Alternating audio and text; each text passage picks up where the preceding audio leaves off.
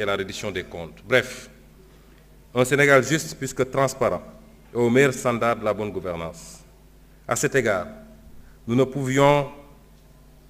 pas nous imaginer un seul instant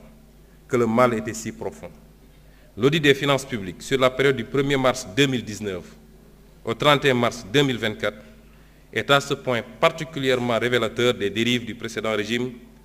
avec notamment les niveaux du déficit budgétaire et de la dette publique minorés. Cette situation a eu notamment comme conséquence la suspension des financements attendus en 2024 du Fonds monétaire international et de la Banque mondiale et le gel du programme économique et financier appuyé par le FMI. C'est le lieu, une fois de plus, de rendre hommage au président de la République, qui a préféré sacrifier à cet exercice de transparence plutôt que de démarrer son magistère dans le mensonge. Il nous est également apparu indispensable, dans l'environnement laxiste ayant prévalu durant le dernier régime, de procéder à la revue de tous les contrats signés dans les secteurs stratégiques, en vue de nous assurer de leur conformité à notre législation. Maximiser les retombées économiques et sociales pour notre pays et préserver les ressources pour les générations futures. Outre ces travaux, l'exigence de reddition des comptes a été étendue aux nombreux chantiers payés non achevés, les hôpitaux, les écoles et universités en construction, les maisons de la jeunesse, et j'en passe, aux soupçons de corruption, de surfacturation et de détournement de fonds dans des projets et sociétés d'État. Toujours dans ce registre, il a été procédé à l'audit des ressources humaines, trouvées sur place par les différents ministres à leur prise de fonction pour traquer tous les recrutements indus sous la forme de personnel contractuel. Pour donner une idée de l'ampleur des pratiques du régime précédent, le ministère en charge de la fonction publique a recensé environ 29 000 contractuels recrutés en marge de la réglementation en vigueur. De même, pour marquer une rupture nette dans le sens de la bonne gouvernance, le président de la République, le Premier ministre et l'ensemble des membres du gouvernement ont procédé à la déclaration de leur patrimoine dans les délais fixés. Enfin, de graves scandales ont été décelés dans la gestion foncière, qu'il s'agisse de l'occupation du domaine public maritime ou de l'accaparement de terres sans commune mesure par des privés et des sociétés civiles immobilières écrans, au niveau des lotissements des zones foncières, effectués notamment à Dakar, à Thiès, en particulier à Mbourkat. De manière plus grave et répréhensible, il est à noter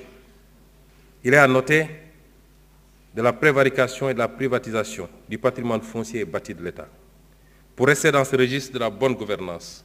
je voudrais également évoquer les avancées majeures enregistrées dans l'administration de la justice, dont le fonctionnement a été notablement instrumentalisé par le régime sortant. Une des réalisations majeures dans ce domaine au cours des 8 derniers mois a été l'organisation des assises de la justice avec la participation inclusive des citoyens. Les autres réalisations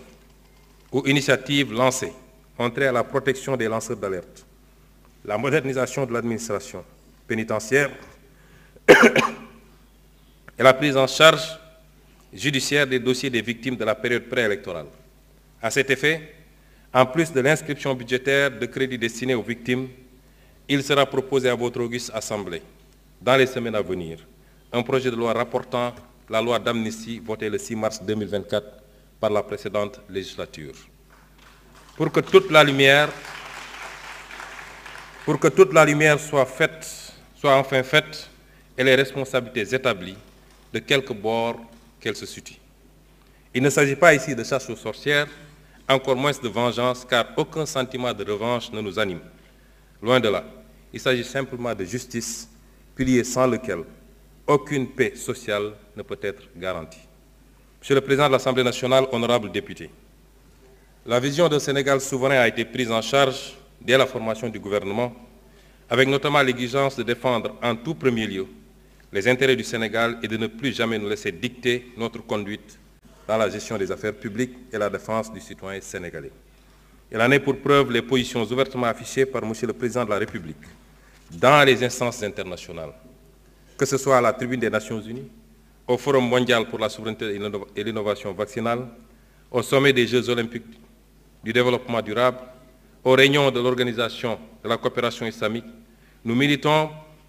pour un rééquilibrage de la gouvernance mondiale et le respect des valeurs universelles de paix et de droits de l'homme, en particulier la fin du génocide à Gaza et la reconnaissance des droits inaliénables du peuple palestinien. Au demeurant, au plan interne,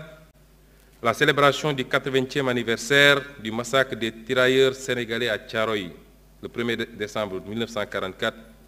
a été l'occasion d'affirmer notre exigence de souveraineté dans le rétablissement des faits, tronqués, maquillés et cachés depuis 80 ans. Le non-renouvellement à l'expiration de son délai, le 17 novembre 2024, des accords de pêche qui lient le Sénégal à l'Union européenne marque également notre volonté unilatérale de défendre les intérêts de notre pêche artisanale, de notre armement national et de notre industrie locale de pêche. Concernant la souveraineté monétaire de l'Union monétaire ouest-africaine, notre gouvernement a eu des échanges avec la BCEAO sur l'état et les perspectives de mise en œuvre de la réforme du franc CFA. S'agissant de la souveraineté en matière de défense, le président de la République a annoncé la fermeture prochaine des bases militaires étrangères au Sénégal. De toutes les bases militaires au Sénégal. Enfin, pour ce qui est de la politique étrangère du Sénégal, les nouvelles bases ont été jetées, à savoir le retour à l'orthodoxie dans la représentation diplomatique sénégalaise à l'étranger, avec l'accréditation de diplomates de carrière ainsi que le focus mis sur le renforcement des liens de coopération avec les pays africains. Monsieur le Président de l'Assemblée nationale, honorables députés, le renouveau du Sénégal au plan intérieur et extérieur ne peut réussir sans une administration publique efficace et dotée d'éthique et de déontologie, ainsi que des sociétés publiques et parapubliques régies par une stricte gouvernance financière. Cela a été martelé par le Président de la République et suivi d'action à l'issue du premier Conseil des ministres avec sa lettre du 8 avril 2024 transmise individuellement à chaque agent de l'État pour les inviter à la droiture, la probité et l'exemplarité, toujours au travers des principes du Jubal et du Jubbanti.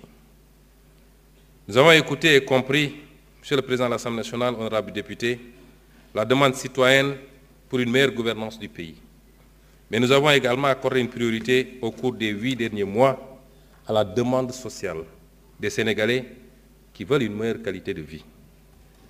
À cet égard, nous nous sommes attaqués à la vie chère en mettant en place, dès le mois de juin 2024,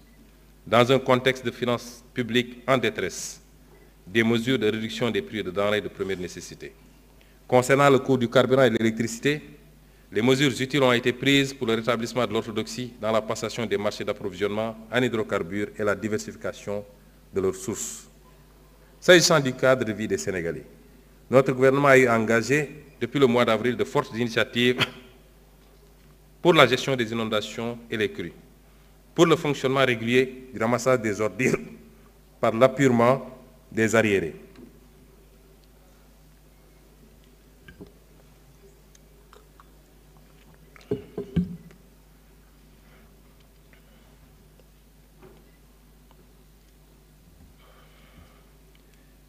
Pour le fonctionnement régulier du ramassage des ordures par l'appurement des arriérés de paiement dus par la SONAGED aux concessionnaires et pour l'organisation mensuelle d'une journée Setal Suñu Réew, s'agissant en particulier de la gestion des inondations et des crues. Des sommes conséquentes ont été dégagées pour faire face, nous amenant à demander un audit du programme décennal de gestion des inondations et du programme d'assainissement des 10 villes qui ont englouti respectivement 285 milliards de francs CFA et 77 milliards de francs CFA sans résultat tangible. Monsieur le Président de l'Assemblée nationale, honorables députés, dans le domaine de l'équité sociale, préoccupation prioritaire pour le gouvernement, nous nous sommes attelés à gérer l'impact des contraintes de finances publiques sur le paiement des bourses de sécurité familiale, avec l'appurement des arriérés prévus au cours du premier trimestre 2025. L'équité sociale s'est également manifestée sur tout le territoire national à chaque fois que des catastrophes naturelles ou des accidents sont remarqués par des appuis financiers et en nature, notamment à la suite des inondations, des crues des fleuves Sénégal et Gambie, des accidents routiers et j'en passe.